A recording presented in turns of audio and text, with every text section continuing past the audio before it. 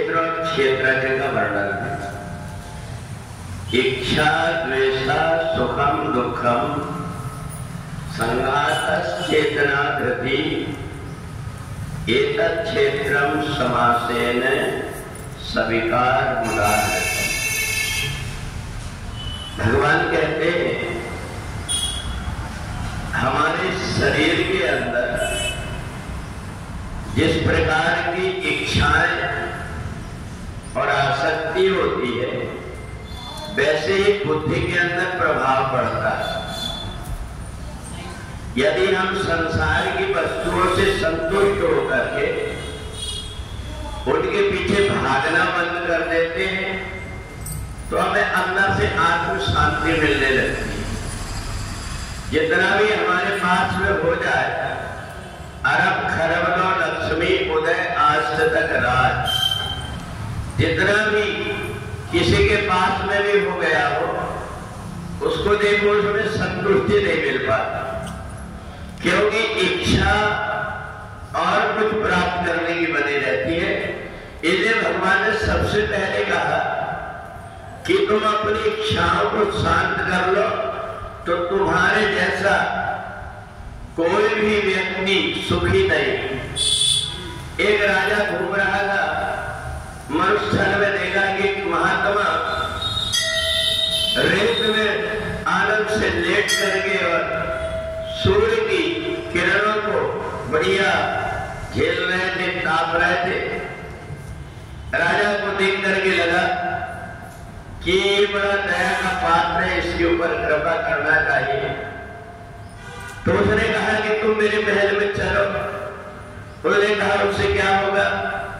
बोले जैसे मैं आनंद से रह रहा हूं ऐसा तुम आनंद से रहोगे और मरने के बाद में भी तुम्हें स्वर्गलोक मिल जाएगा।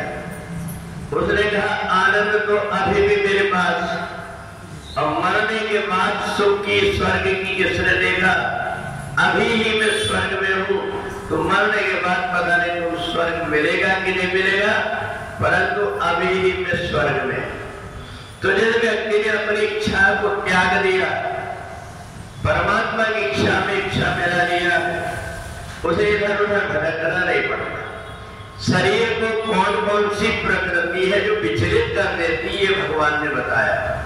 सुख प्राप्त करने की इच्छा, हमारे मन के अंदर ये लगे कि मेरे पास में ये हो जाए तो मेरे को जीवन में सुख मिलेगा। वस्तु चाहे जितनी इकट्ठा करके रख लो परंतु उससे सुख नहीं मिल पाता, वो वस्तु तो और दुख ही देकर के जाती है। जिसके पास में बहुत सारा धन है, अगर पंखा की हवा से या बिल्ली के द्वारा एक बर्तन में गिर जाता है तो उसका हाथ पैर होने को होता है कि लगता है कोई चोर घुस गया। तो जितना भी अपने पास में है उन सारी चीजों के रहते हुए भी जीवन में जो व्यक्ति इच्छाओं को त्याग करके आत्मा में रमण करने लगता है, वास्तव में उसका जीवन सुखी हो जाता है। दूसरी चीज है द्वेष।